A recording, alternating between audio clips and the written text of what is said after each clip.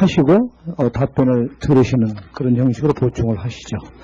다음에는 민주노동당 노회찬 의원님 질의하시기 바랍니다. 네, 민주노동당 노회찬입니다. 6분간 질의하시기 바랍니다. 네, 먼저 이라크를 침략한 부시 정부의 전쟁 정책과 그리고 무책임한 노무현 정부의 이 정책 추진으로 인해서 희생당한 고 김선일 씨의 죽음에 대해서 다시 한번 깊은 애도를 표하면서 질의를 하고자 합니다.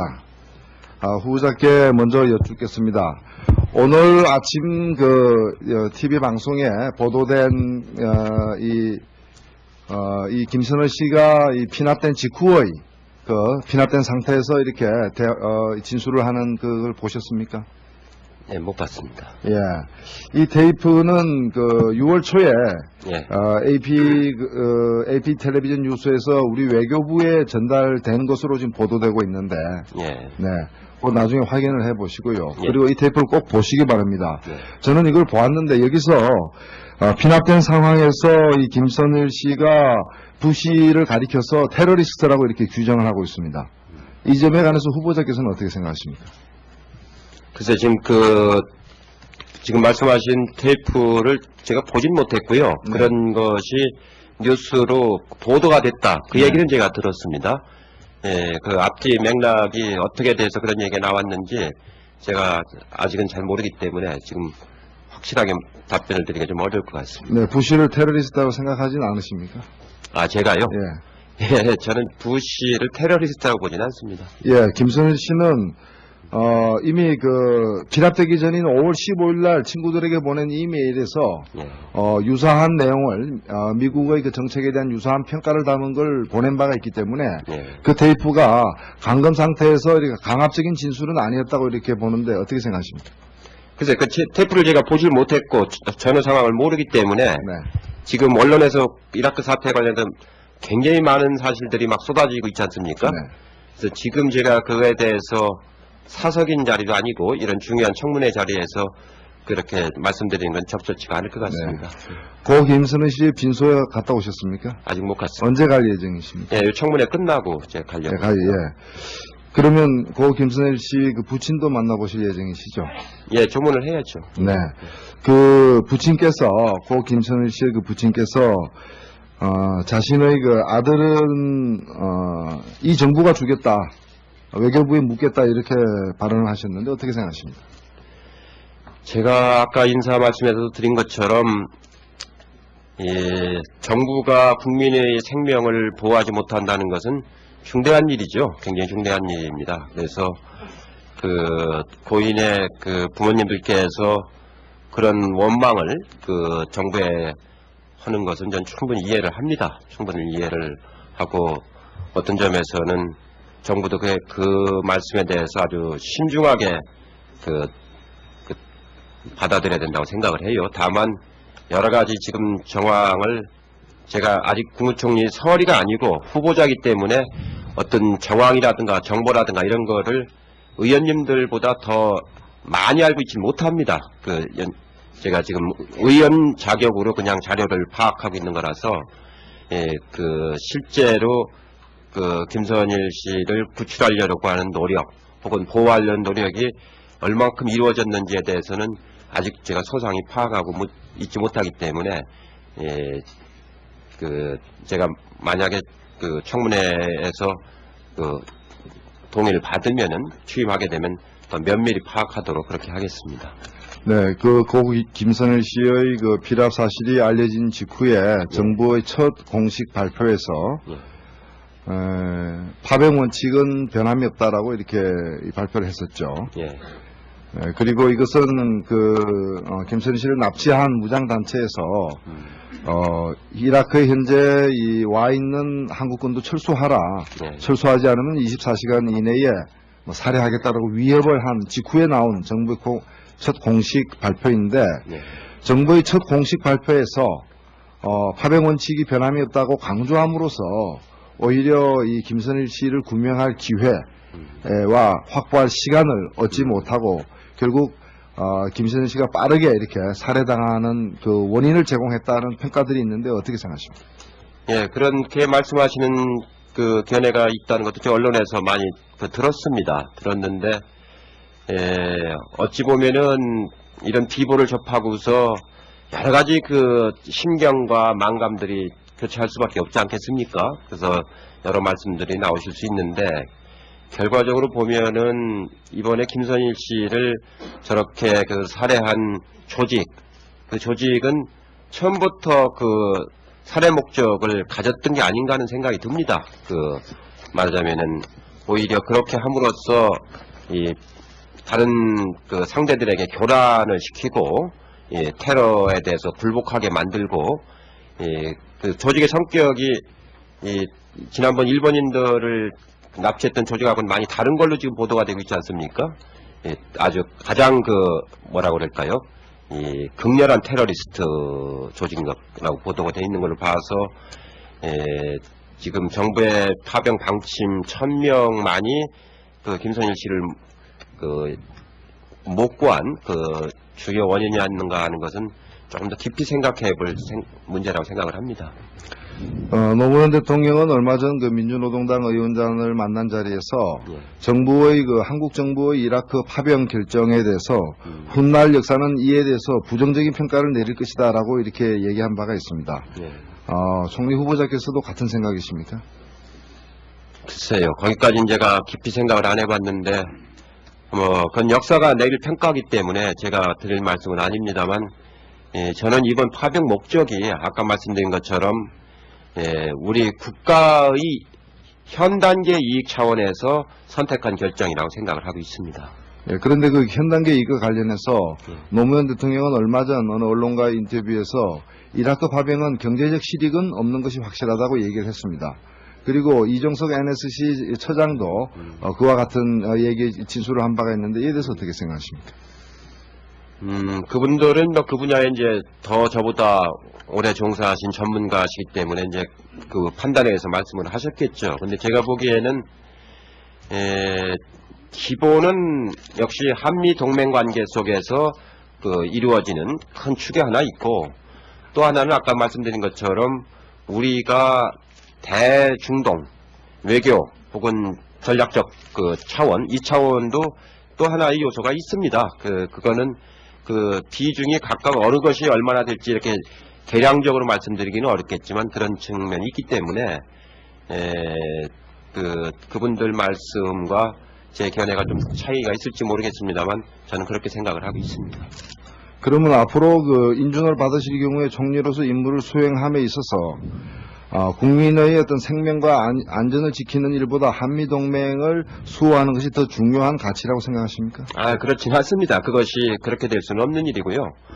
한미동맹 차원에서 해야 되는 일과 국민의 생명을 보호하는 것은 그렇게 대립적인이라고 보지는 않습니다. 오히려 국민의 생명을 우선하는 것이, 보호하는 것이 더 중요한 경우도 많이 있지요.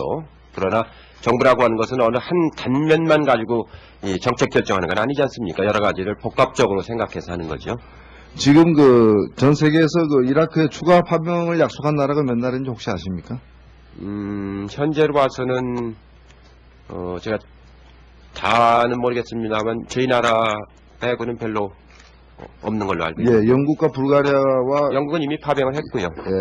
덴마크가 있는데 영국은 지금 추가 파병을 연기하고 있죠. 지금 추가 파병을 약속한 나라 중에서 추가 파병을 한 나라는 아직은 없습니다. 그리고 추가 파병하기로 한 규모도 다들 줄이고 있고요. 그런데 지금 한국 정부만이 유난히 또 유별하게 지금 이 추가 파병을 서두르고 있거든요. 추가 파병하지 않으면 한미 관계에 어떤 문제가 생깁니까? 구체적으로 한번 말씀해 보시죠. 글쎄요, 이 공개된 이 청문회에서 제가 여러 가지를 말씀드리는 건 좀 무리일 것 같고요. 우리가 이제 미국과의 오랜 관계 속에서 많은 관계를 맺어왔지 않습니까? 또 6.25 전쟁 때부터 해서 그 후에 경제적인 관계, 국방상의 관계, 어떻게 보면은 학문 간의 관계도 굉장히 깊은 관계를 맺어왔지 않습니까? 그런 점에서 그래서 보는 시각은 관점에 따라 다를 수 있지만 이 대한민국이 이 관계를 가장 깊게 맺고 있는 나라는 미국인 것은 틀림이 없습니다. 그래서 그런 차원에서 여러 가지를 봐야 되는데, 그 군사동맹도 그건 큰 한미 관계 중에서 한 부분이죠. 그런 차원에서 문제를 보시고 판단하는 게 중요하다고 보는데, 이번 파병도 뭐 어떤 점에서 뭐 그런 요소가 많이 작용했다고 볼 수밖에 없지요. 네, 그 부시 정부가 그 파병의 이유로 내세웠던 이 대량 학살 무기와 그 다음에 알카에다와의 연계설이 다 사실 무근임이 입증이 되었고, 이에 따라서 뉴욕 타임즈지도 부시 정부의 사과를 요구한 바 있는데, 그렇다면 이것은 명백한 침략 전쟁이라고 생각되는데 후보께서는 어떻게 생각하십니까? 그 부분에 대해서는 외국 언론의 보도도 있었고 여러 가지 청문회에서의 그 진술도 있어서 그런 측면도 있으리라고 생각이 됩니다. 제가 거기까지는 제가 소상히 그렇게 파악하고 있지 못하기 때문에 딱 단정적으로 말씀드리기는 좀 어렵다고 생각이 듭니다. 뭐 반쯤 시인하신 것 같은데, 우리 헌법 5조 제1항에 대한민국은 국제평화를 위해 노력하고 침략적 전쟁을 부인한다라고 되어 있거든요. 이것은 그렇다면은 이런 침략 전쟁에 동조해서 파병한 것은 명백한 헌법 위반이라고 생각되는데 어떻습니까? 저희가 16대 국회에서 그 파병 결정을 할 적에 미국의 이라크 전쟁을 침략적 전쟁이라고 규정하지는 않았습니다. 여러 가지 측면이 성격이 있었던 거죠. 그렇기 때문에 거의 여야 의원 대부분이 파병 동원에 가표를 던진 거 아닙니까? 그래서 그렇게 보시는 시각도 뭐 있을 수 있는데 저나 혹은 저희 16대 국회가 결정한 배경은 침략적 전쟁이라고 규정한 건 아닙니다. 나중에 침략적 전쟁으로 규정된다면은 뭐 전범으로 법정에 서실 용의도 있으십니까? 그거는 좀 과하신 말씀이고요.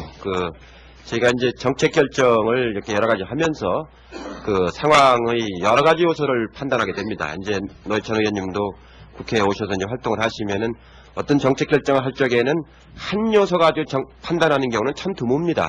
관련된 여러 가지 복합적인 요소를 가지고 판단을 해서 정책을 결정하게 되는 겁니다. 예, 이라크는 지금 전쟁 상태입니까? 지금 전쟁 상태라고 봐야죠.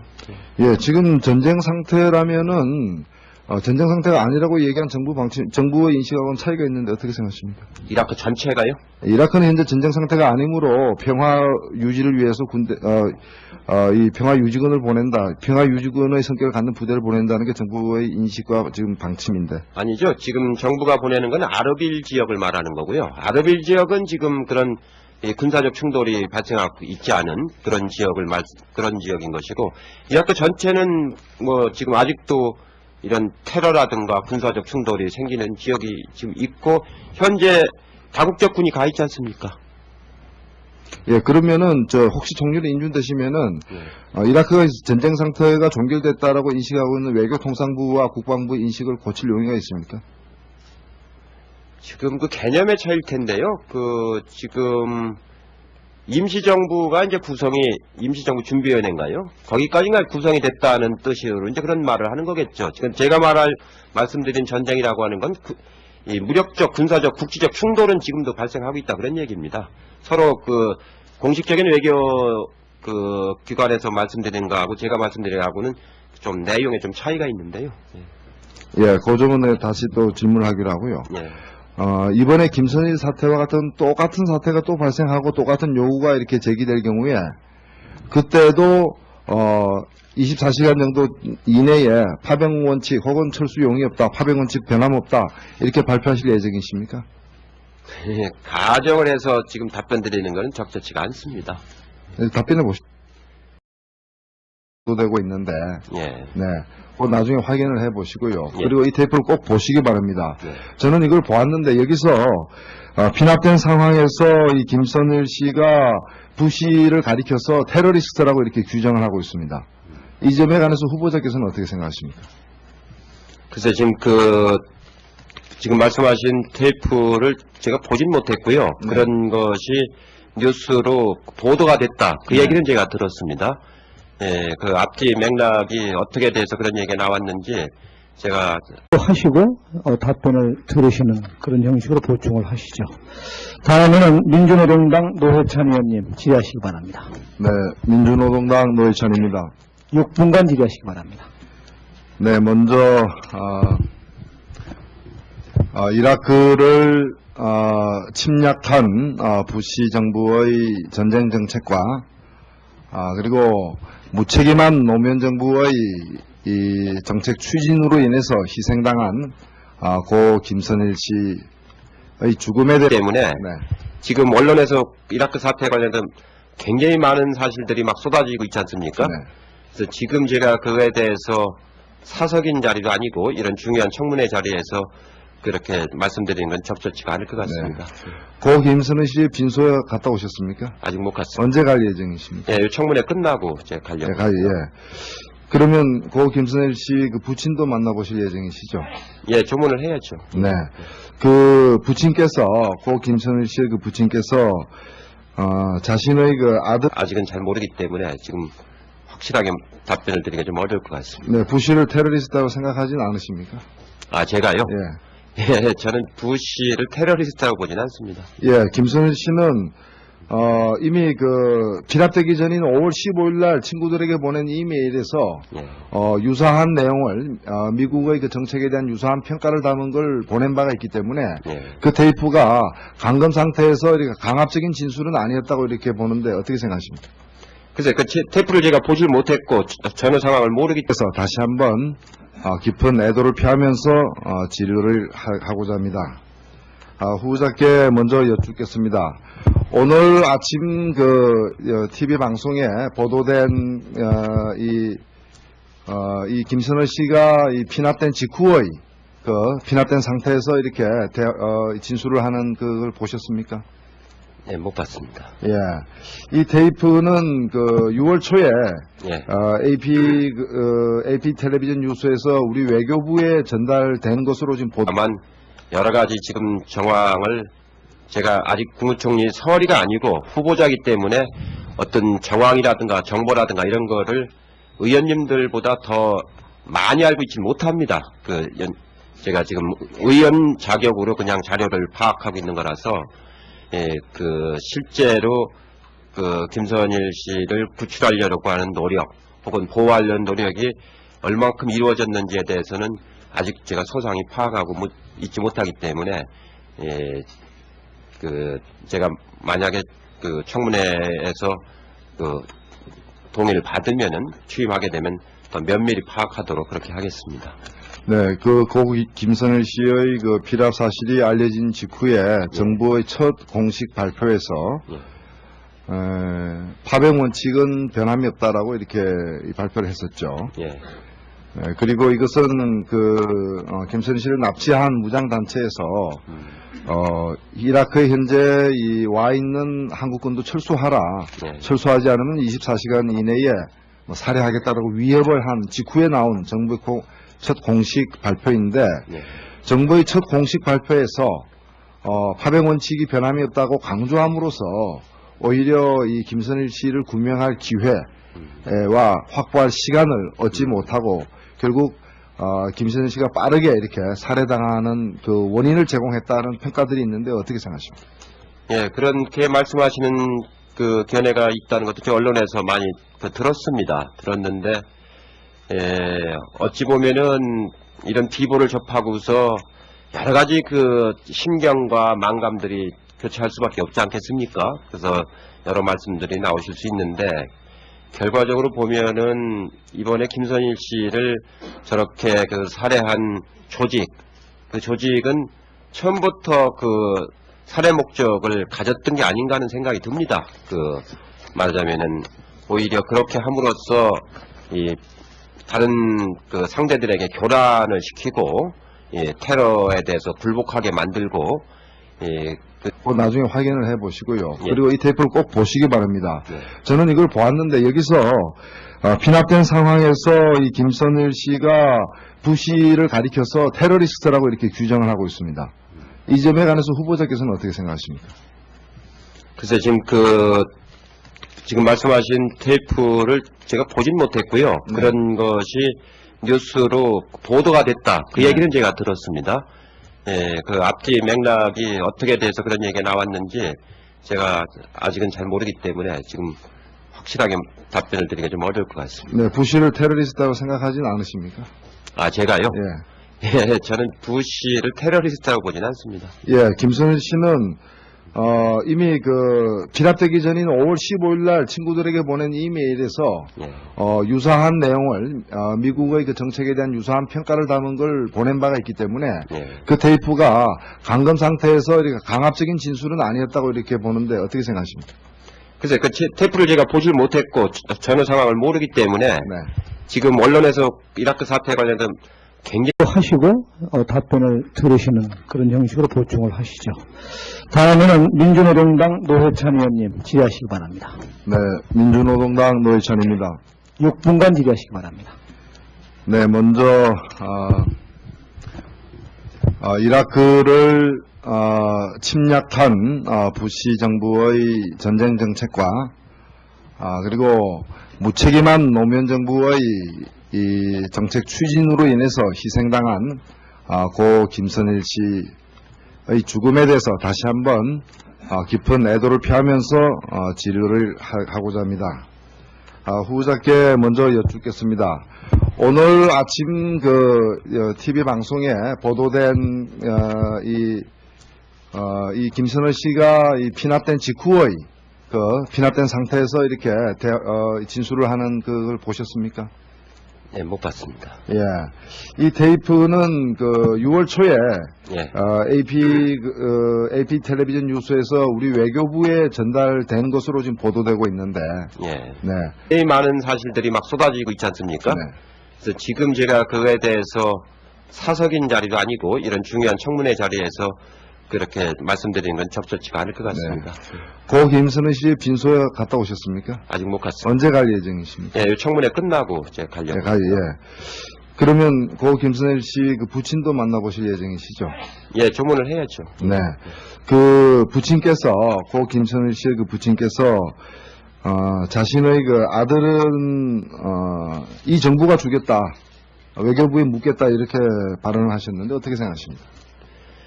제가 아까 인사 말씀에서도 드린 것처럼 정부가 국민의 생명을 보호하지 못한다는 것은 중대한 일이죠. 굉장히 중대한 일입니다. 그래서 그 고인의 그 부모님들께서 그런 원망을 그 정부에 하는 것은 전 충분히 이해를 합니다. 충분히 이해를 하고 어떤 점에서는 정부도 그 말씀에 대해서 아주 신중하게 받아들여야 된다고 생각을 해요.